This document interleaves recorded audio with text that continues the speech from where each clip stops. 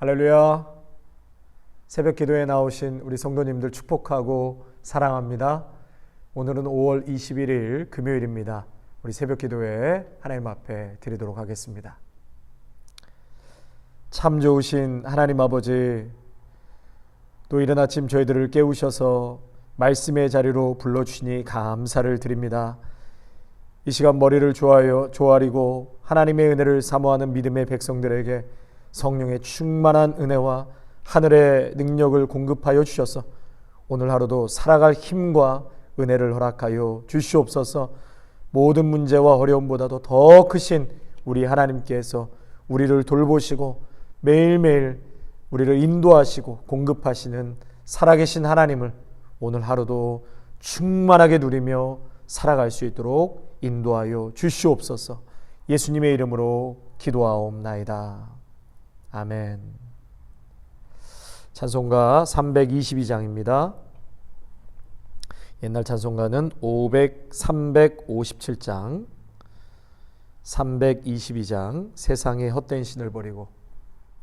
세상의 헛된 신을 버리고 하나님 이름 높여 기리세. 온 천하 백성 모두 나와서 다 같이 하나님만 섬기세. 세상의 헛된 우상 버리고 인간의 모든 부귀영화와 거짓과 불의 모두 버리고 온전히 하나님만 섬기세. 주님의 백성 서로 헤아려 시기와 미움 아주 버리고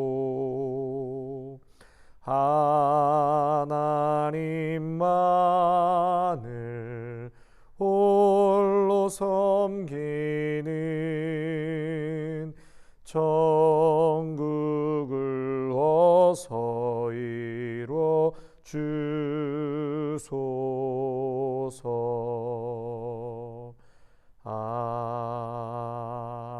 아멘. 오늘 우리에게 주시는 말씀은 출애굽기 20장입니다. 출애굽기 20장 1절에서 7절까지의 말씀 보시겠습니다. 오늘 본문의 말씀은 십계명에 관한 말씀이죠. 출애굽기 20장 1절에서 17절까지의 말씀 보시겠습니다. 하나님이 이 모든 말씀으로 말씀하여 이르시되 나는 너를 애굽 땅 종되었던 집에서 인도하여 낸 내 하나님 여호와니라. 너는 나 외에는 다른 신들을 내게 두지 말라. 너를 위하여 새긴 우상을 만들지도 말고 또 위로 하늘에 있는 것이나 아래로 땅에 있는 것이나 땅 아래 물속에 있는 것에 어떤 형상도 만들지 말며 그것들에게 절하지 말며 그것들을 섬기지 말라. 나 내 하나님 여호와는 질투하는 하나님인즉 나를 미워하는 자의 죄를 갚되 아버지로부터 아들에게로 3, 4대까지 이르게 하거니와 나를 사랑하는 내 계명을 지키는 자에게는 1000대까지 은혜를 베푸느니라. 너는 내 하나님 여호와의 이름을 망령되게 부르지 말라. 여호와는 그의 이름을 망령되게 부르는 자를 죄 없다 하지 아니하리라. 안식일을 기억하여 거룩하게 지키라. 엿새 동안은 힘써 내 모든 일을 행할 것이나 일곱째 날은 내 하나님 여호와의 안식일인즉 너나 내 아들이나 내 딸이나 내 남종이나 내 여종이나 내 가축이나 내 문 안에 머무는 객이라도 아무 일도 하지 말라. 이는 엿새 동안에 나 여호와가 하늘과 땅과 바다와 그 가운데 모든 것을 만들고 일곱째 날에 쉬었음이라. 그러므로 나 여호와가 안식일을 복되게 하여 그날을 거룩하게 하였느니라. 내 부모를 공경하라. 그리하면 내 하나님 여호와가 내게 준 땅에서 내 생명이 길리라. 살인하지 말라. 간음하지 말라. 도둑질하지 말라. 내 이웃에 대하여 거짓 증거하지 말라. 내 이웃의 집을 탐내지 말라. 내 이웃의 아내나 그의 남종이나 그의 여종이나 그의 소유나 그의 낙이나 물은 내 이웃의 소유를 탐내지 말라. 아멘. 오늘 본문의 말씀은 십계명에 관한 말씀입니다. 작년 10월에 주일 예배를 통해서 십계명 시리즈로 한 달간 말씀을 전했는데요. 혹시 십계명에 대해서 좀 더 자세히 공부하고 싶은 분이 계시면 작년 영상을 찾아보시면 도움이 되실 것 같습니다. 지금 이 시간에는 새벽 예배 시간이라서 간단하게 정리해서 말씀을 전하도록 하겠습니다. 성도 여러분, 나뿐만 아니라 우리의 자녀들 그리고 더 나아가 우리의 자손들이 하나님의 축복과 은혜를 다 받으며 살기를 원하시죠? 다 같은 마음일 거라고 생각합니다. 그러기 위해서는 굉장히 심플한데요. 하나님을 사랑하는 것이죠. 하나님을 사랑하고 하나님의 말씀을 지키며 사는 자에게는 하나님께서 천대까지 은혜를 베풀어 주시겠다고 말씀하셨습니다. 우리 6절 말씀 다 같이 한번 읽을까요? 6절입니다. 나를 사랑하고 내 계명을 지키는 자에게는 천대까지 은혜를 베푸느니라. 아멘. 우리 귀한 성도님들의 삶과 가정과 모든 것에 하나님의 큰 은혜와 축복이 넘쳐나시기를 축원합니다. 아름다운 교회 성도님들 모두가 하나님을 사랑하고 또 예수님 말씀에 따라 순종하고 늘 성령님의 인도하심 가운데 살아갈 때 여러분들의 삶과 자손 대대로 하나님께서 크신 축복과 은혜를 부어주실 줄로 믿습니다. 십계명은 1계명에서 4계명은 하나님에 대한 것이고요. 또 5계명에서 10계명은 이웃에 관하여 주시는 말씀이죠. 자, 1절과 2절 말씀 보시면 하나님이 이 모든 말씀으로 말씀하여 이르시되 나는 너를 애굽 땅 종되었던 집에서 인도하여 낸 내 하나님 여호와니라. 지금 십계명을 받는 시점이 굉장히 중요한데요. 여러분 십계명을 언제 지금 받았습니까? 이미 애굽 땅에서 종되었던 집에서 인도하여 낸 후에 지금 하나님께서 그들에게 십계명을 주고 계시죠. 그러니까 이스라엘 백성들이 애굽에서 떠날 때 십계명을 주신 게 아닙니다. 인도하신 후에 지금 십계명을 주고 계시는 거죠. 여러분 이 시점이 왜 중요하냐면요. 만약 이들이 애굽에서 종살이를 하던 때에 십계명을 받았다면 이 십계명이 구원받는 데 조건이 될 수 있었다는 것입니다. 애굽에 있는 사람들에게 율법을 주시면서 이걸 지키면 구원을 얻겠다. 이걸 지키면 홍해를 건너서 구원받을 수 있다. 그렇게 말씀하시는 게 아니죠. 여러분 잘 들으시기 바랍니다. 하나님께서는 이스라엘 백성들을 구원해 놓으시고 광야로 인도하신 후에 십계명 말씀을 주신 것입니다. 여러분 세례는 어린 양의 죽음으로 구원받은 백성이 그 증표로 세례를 받는 것이죠. 세례를 받았기 때문에 구원받는 것이 아니라 구원을 받았기 때문에 그 증표로 세례를 받는 것입니다. 여러분 이게 아주 중요한 기독교의 핵심이라고도 할 수 있죠. 아주 중요한 말씀입니다. 그래서 여러분 어린 양의 죽음, 다시 말해서 예수 그리스도가 먼저죠. 홍해가 먼저가 아닙니다.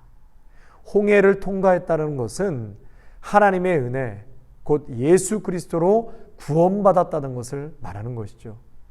구원받는 것은 우리의 의나 공로로 어떠한 세상적인 자격과 조건에 의해서 구원받는 것이 절대 아니라는 것을 말씀하고 있는 것입니다. 오직 예수 그리스도의 은혜로. 아멘. 여러분 이 앞에서는 높고 낮다, 행위와 공로 아무것도 내세울 수 없습니다. 오직 예수 그리스도의 십자가의 은혜로 우리는 구원받고 홍해를 건너온 것이죠. 그래서 십계명은요, 구원의 조건으로 주신 것이 아니라 구원을 받았기 때문에 구원받은 자녀로서 이제 마땅히 하나님의 자녀답게 이렇게 살아야 한다라고 주신 것입니다. 여러분, 구원받았다고 이제부터 내 멋대로 말씀 없이 그렇게 살아갈 수 있습니까? 그럴 수 없습니다.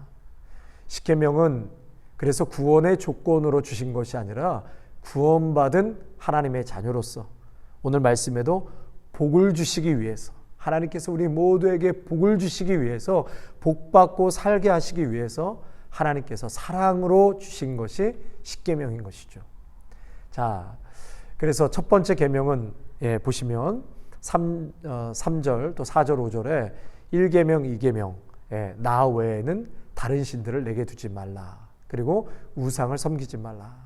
여러분, 이 말씀은 하나님과 나 사이에 그 어떠한 것도 사랑의 대상으로 개입되어서는 안 된다는 것입니다. 여러분, 우상의 본질 중에 하나가 절대자를 부정하는 것이거든요. 절대자를 부정합니다. 세상에는 절대적인 것 없다. 요즘 현대인들 그런 얘기 많이 하잖아요. 절대적인 것이 어디 있냐? 보는 각도에 따라서 다르다. 포스트 모더니즘 사상이 선과 악도 이쪽에서 보면 선이고 저쪽에서 보면 악 아니냐. 그래서 절대자 하나님을 부정하고 진리의 말씀을 부정하는 것입니다. 여러분, 우상 숭배의 가장 위협적인 것이 또 뭘까요? 그것은 맘모니즘입니다. 바로 물질 숭배예요. 물질 숭배. 우리에게 가장 큰 도전이 되고 우상 숭배의 가능성이 많은 것이 바로 이 물질 숭배인 거예요. 여러분, 당시에 가나안은 이미 혼합 종교와 토착 문화로 많은 우상들이 그 땅에 있었습니다. 그 중에 대표적인 우상이 뭐죠? 가나안의 바알이죠. 바알. 풍요와 다산의 신 바알. 여러분, 그래서 기독교에도요, 이러한 혼합 종교의 경향들이 과거 20년 동안, 더 많은 시간 동안 우리 한국 기독교에 나타났습니다. 그래서 한국은 70년대, 80년도에 고도 성장을 이루었는데요. 이때 기독교도 성공주의에 편승을 하게 되면서 삼박자 복음이라든지 번영신학이라든지 기복신앙, 물신주의 이런 것들이 물질의 복이 하나님이 주시는 가장 큰 복으로 가르치고 추구했었다는 것입니다. 그러면서 교회가 숫자의 논리와 크기의 논리에 빠지기 시작했습니다. 그래서 지난 종교개혁 500주년을 기념으로 국제포럼에서요, 한국교회의 가장 큰 문제점을 학자들이 지적했는데요. 그것은 세속화와 물질주의라고 지적했습니다.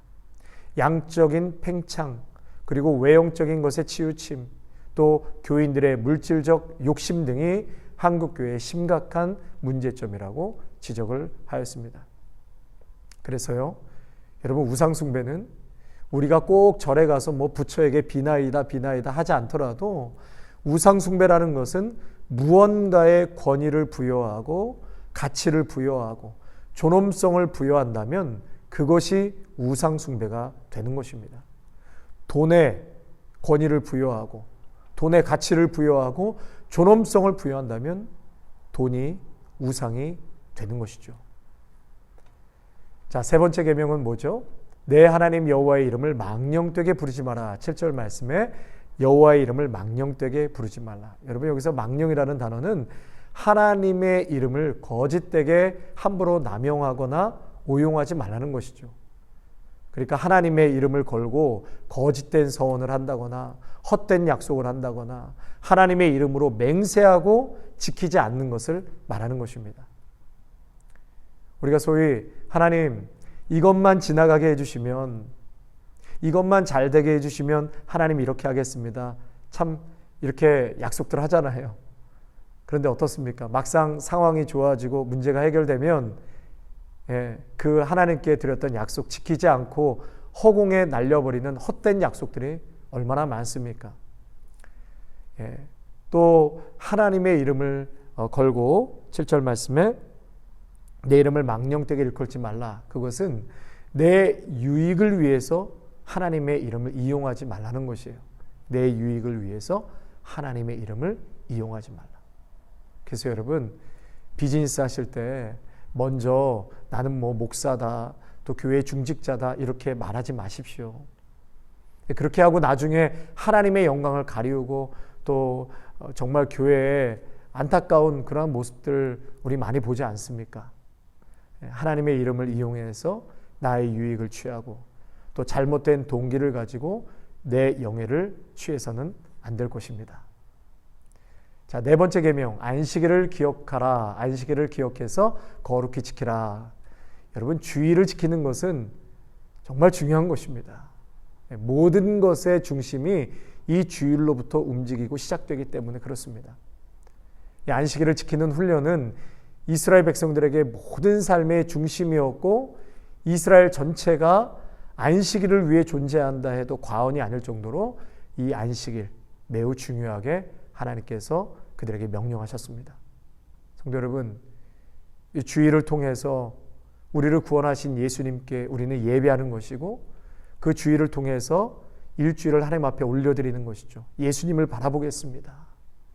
또 주일을 기점으로 해서 하나님을 날마다 우리가 인정하고 세상과 구별하여 하나님께 집중하는 날이 바로 주일인 것입니다. 그래서 주일은 질서를 회복하는 새 창조의 역사가 일어나는 날이죠.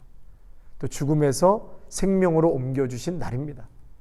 그리고 생명의 사건은 지금도 그 주일을 기점으로 해서 계속 일어나고 있습니다.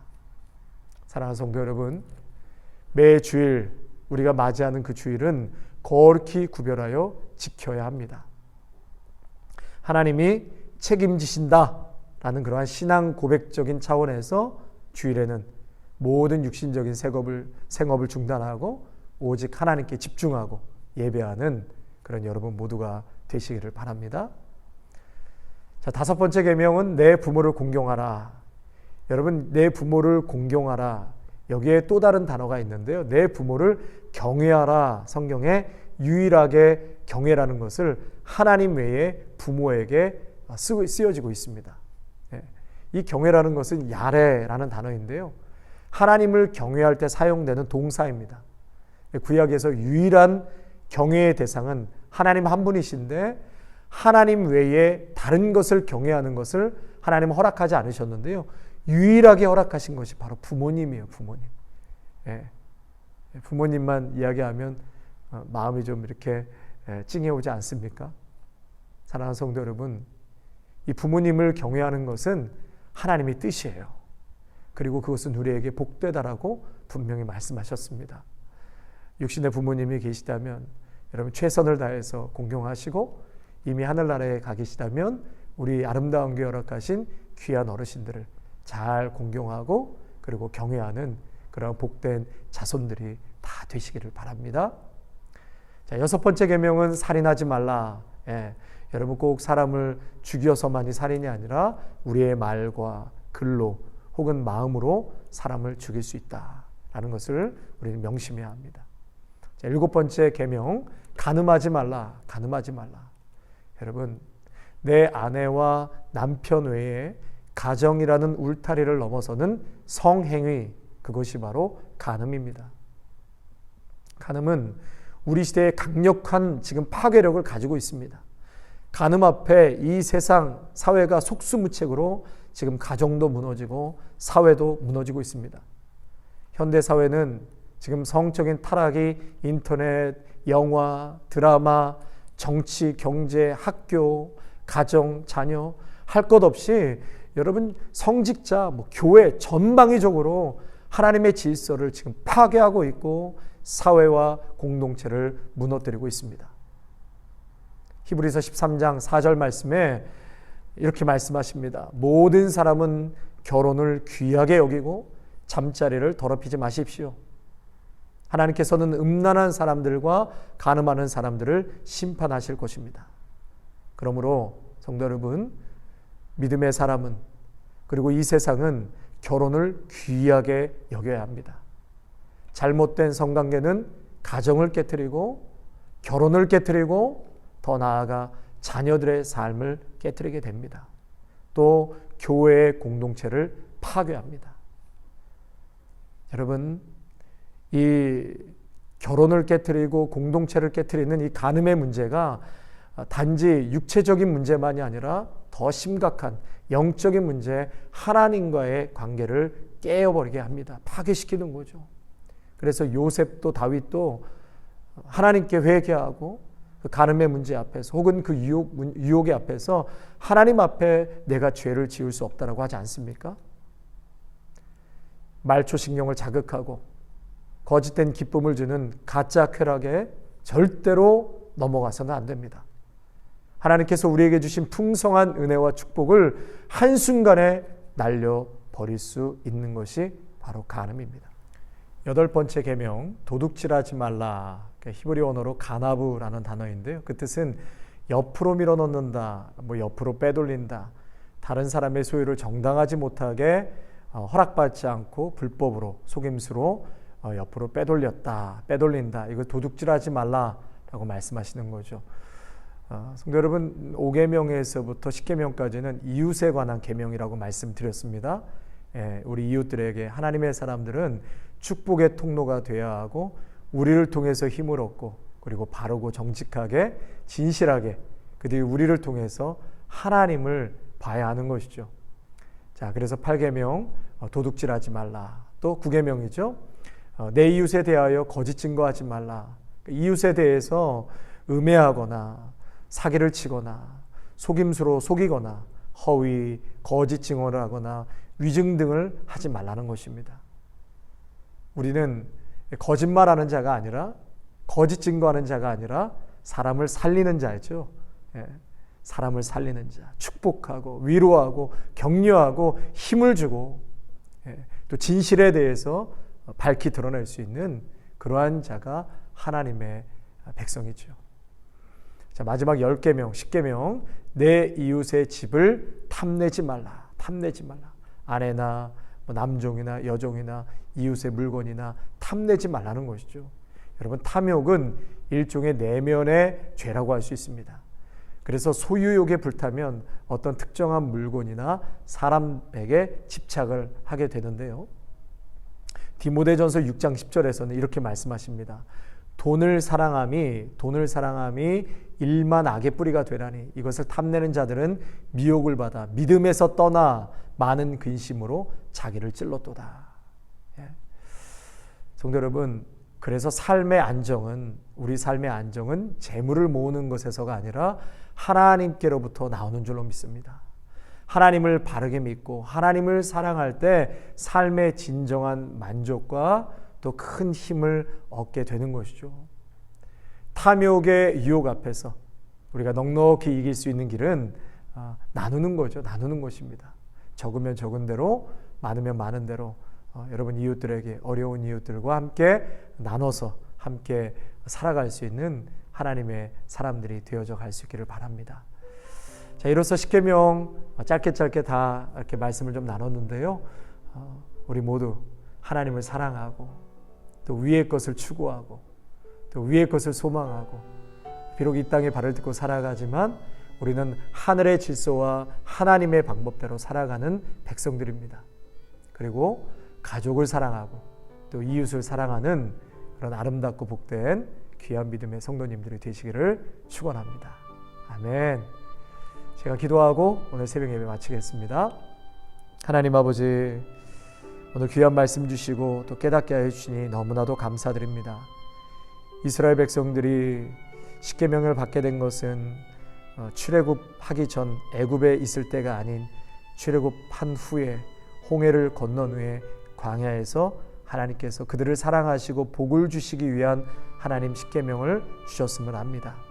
하나님, 그것처럼 우리가 구원받고 하나님의 자녀가 된 것은 우리가 의로워서 선을 행해서 어떤 자격이 갖추어져서 하나님의 뜻에 우리가 무언가를 행했기 때문에 구원받고 하나님의 자녀가 된 것이 아니라고 말씀하시는 것을 깨닫게 됩니다.